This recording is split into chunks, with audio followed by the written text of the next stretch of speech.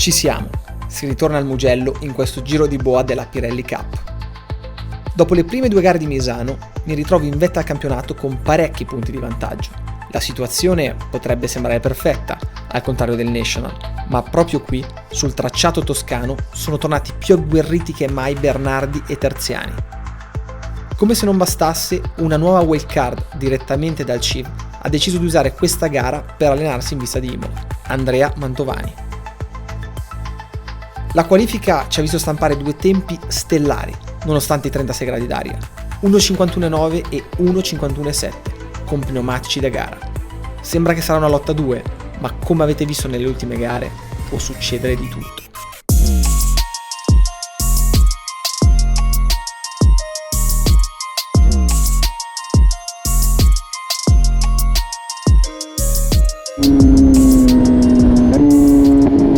Il giro di ricognizione è sempre parecchio emozionante. Comunque abbiamo fatto dei piccoli cambiamenti rispetto alla gara del National a Misano, soprattutto per la partenza. Non userò il launch control perché non voglio altre variabili, ho deciso che preferisco gestire il tutto con le mie abilità, senza aiuti elettronici. Speriamo questa volta di riuscire a partire bene, anche perché se la canno anche a sto giro potete insultarmi quanto volete nei commenti. Adesso concentrazione e vediamo di fare una bella partenza.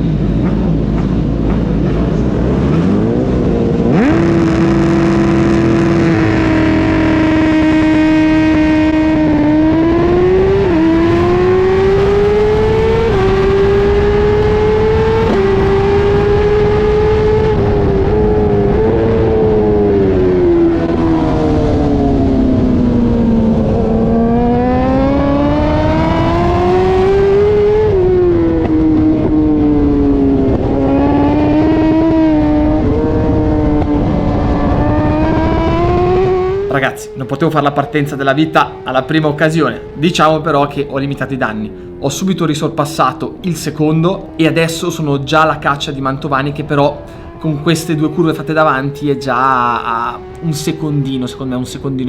E recuperarle un pilota veloce come lui è veramente difficile.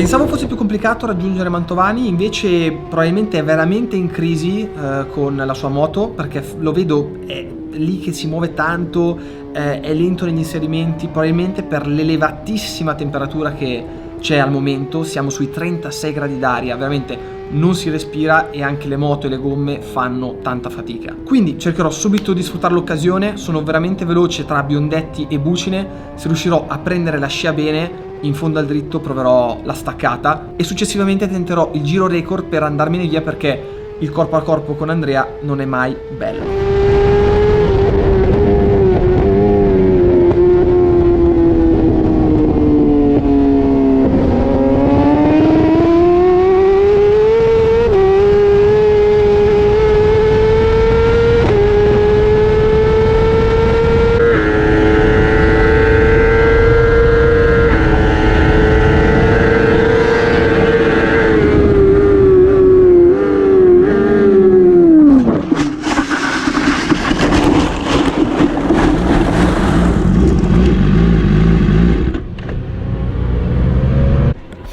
Ragazzi, io non so veramente cosa dire. Ero al mio limite in staccata, mi sono visto spuntare dall'esterno la moto di Andrea che mi ha completamente tagliato la traiettoria. Io ripeto, ero al mio limite, stavo facendo la staccata al massimo delle mie possibilità. Se uno dall'esterno molla i freni e taglia la traiettoria in questo modo, senza lasciare spazio, non so veramente come può andare a finire se non in questo modo. Volevo far vedere anche le immagini da 360, ma purtroppo con l'esplosione totale che c'è stata è andata disintegrata e l'ultimo file che stava ancora girando è andato corrotto, quindi è andato perso. Comunque adesso non voglio soffermarmi molto sulla questione, farò un video dedicato dove analizzerò la caduta secondo per secondo. Adesso pensiamo invece ai danni che abbiamo sulla moto, pensiamo al disastro in classifica. Comunque di sicuro 2 paroline al buon Andrea voglio andare a fargliele.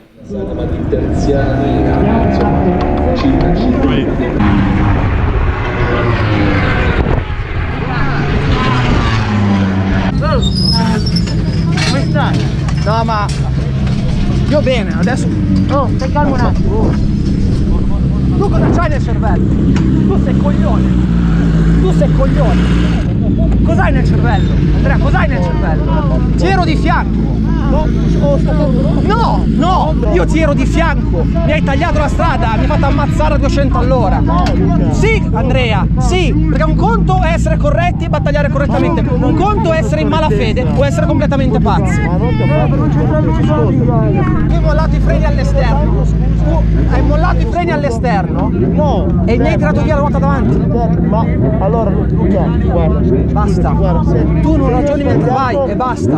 Perché non puoi tagliarmi la strada così, portarmi la via la ruota davanti, farmi ammazzare 200 all'ora. Se questo è come ti piace correre a te, bene, bene, perfetto. Invece lo fai, perché mi stavo per ammazzare, sono da 200 all'ora per colpa tua. Non ti voglio, io ti ho una grande stima di te, non ti permetterei mai di fare delle cose. Tu non te ne rendi neanche conto, non ne frega un cazzo, non te ne rendi neanche conto. Non voglio, a me non piace fare così, capito? Non te ne rendi neanche conto. Non te ne rendi neanche conto, eravamo appaiati, tu devi sapere che io sono all'interno. Io per salvarti il culo mi sono attaccato ai freni. Tu hai chiuso come se non ci fossi. Quando ci siamo fatti così, pensavo che tu fossi permanente in marcia. Ero di fianco a te, mi hai portato via tutta la moto. E per non ammazzarti a te, perché se ci agganciavamo uscivamo a 300 all'ora, io mi sono attaccato ai freni. Che ti dico che sono caduto io, mi sono mezzo ammazzato io. Hai capito? Invece era scorretta. Però, guarda, se capita un'altra volta che ti do di fianco, cioè piuttosto tiro dritto. Ormai un'altra volta mi stavo per ammazzare, ormai è andata, Cristo di Dio. Ovviamente in quella situazione ero tanto caldo, ero appena caduto a 200 all'ora, ho rischiato di farmi male, secondo me avevo subito un torto, la moto è andata distrutta, insomma una gran marea di casini e un confronto con Andrea era assolutamente fondamentale. Da quello che poi avete sentito non se ne è reso neanche conto, comunque bene così. Poi per vostra conoscenza personale la direzione di gara lo ha classificato come incidente di gara, può tranquillamente essere giudicato in questo modo come sanzionato. Avete visto recentemente in MotoGP discorso Zarco Morbidelli, era veramente simile la situazione e addirittura in quel caso Zarco era davanti a Morbidelli nel momento della frenata ed è stato comunque sanzionato. Invece qui nel momento della staccata siamo partiti praticamente uguali, o addirittura io ero un pelo davanti, e lo sapete, nel momento in cui uno sta staccando al limite e ti viene tagliata la traiettoria così, non puoi fare altro che attaccarti i freni sempre di più per cercare di evitare il contatto. A essere un po' più egoisti si poteva tranquillamente mollare i freni, spiattellarci insieme e andare nella via di fuga a 180 all'ora, ma non era il caso. Comunque farò un video dedicato dove farò vedere dei casi simili e come sono stati risolti, perché in ogni caso, ripeto, può essere giudicato in un modo o in un altro, ognuno può avere la sua idea. Dal mio punto di vista, in una situazione del genere, dove non è la finale di Coppa del Mondo della MotoGP, è il secondo giro, non ci stiamo giocando più o meno niente, perché tu sei wild card e io sto facendo il mio campionato, fare una manovra così pericolosa che ti mette anche a te a rischio, secondo me è da persone poco intelligenti. In ogni caso, l'importante è non essersi fatti male. La moto si è fatta un po' più male